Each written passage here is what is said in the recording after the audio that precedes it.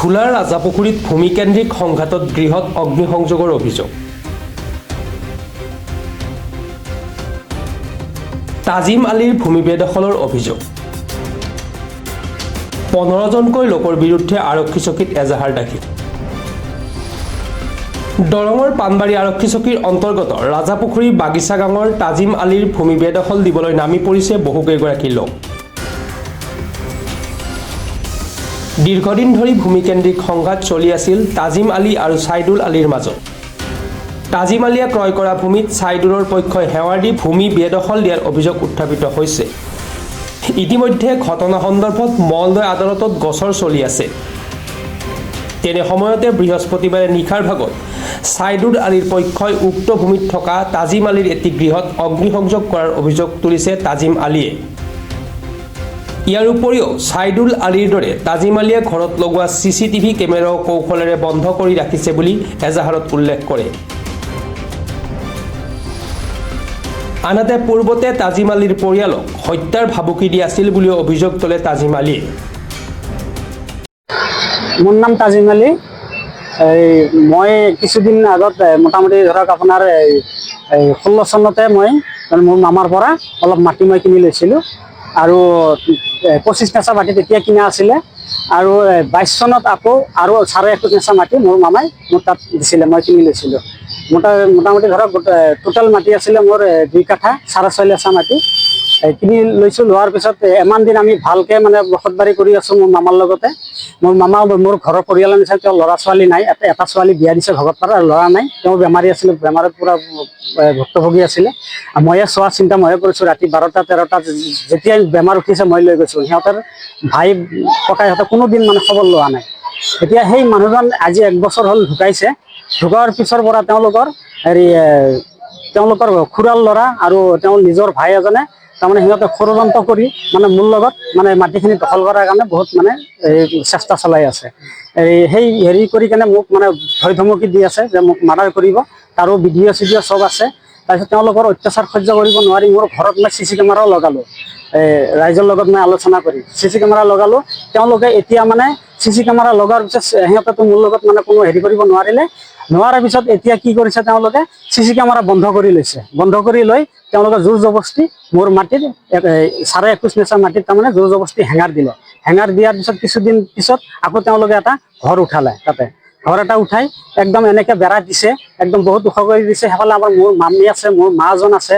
এতিয়া তেওঁলোকে বিধৱা মানুহ, তেওঁলোকক ভয় ধমকি চমকি দেখাই থাকে যাতে সিহঁতে ঘৰ চৰ এৰি থৈ গুচি আহে, তেনেকুৱাকৈ ভয় ধমকি দি আছে।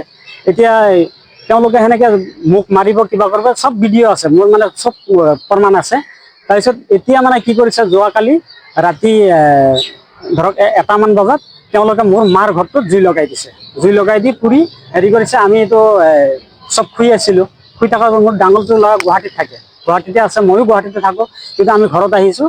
ঘৰত অহাৰ পিছত তেওঁলোকে আজি যোৱা ৰাতি কি কৰিছে, 1টামান বজাত ঘৰত জুই লগাই দিলে। জুই লগাই দিয়াৰ পিছত কিছুমান সময়ত মানে মোৰ নাতি এটা জন্ম পাইছে।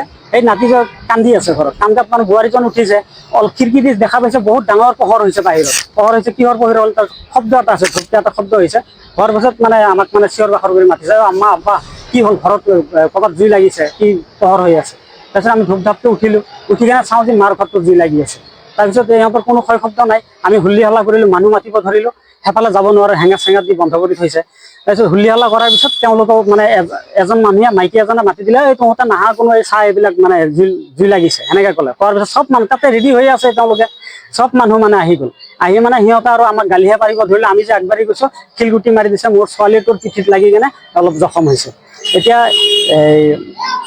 আৰক্ষীক মই ৰাতিয়ে মানে ফোন কৰিলোঁ। ফোন কৰাৰ পিছত ক'লোঁ যে এনেকুৱা কণ্ডিশ্যন, যে জুই লগাই দিছে তেওঁলোকে। তাৰপিছত কি কৰিলে, আৰক্ষী হেৰিৰ পৰা মানে পুলিচ প্ৰশাসন আহিছিলে। আহি কিনে তেওঁলোকে চাই গৈছে যে এতিয়া হুল্লি হাল্লা কৰিব না, ৰাতিপুৱা দেখা যাব, তেনেকৈ কৈ গৈছে। এতিয়া তাৰমানে আমি এখন এজাহাৰ লিখি 15জনৰ নামত এটা এজাহাৰ লিখি কেনে আৰক্ষীক দিয়া হৈছে। এতিয়া আৰক্ষীক তাৰমানে আশাবাদী আমি যে আৰক্ষীয়ে যাতে উচিত তদন্ত কৰি যাতে আমাৰ ন্যায়টো দিয়ে।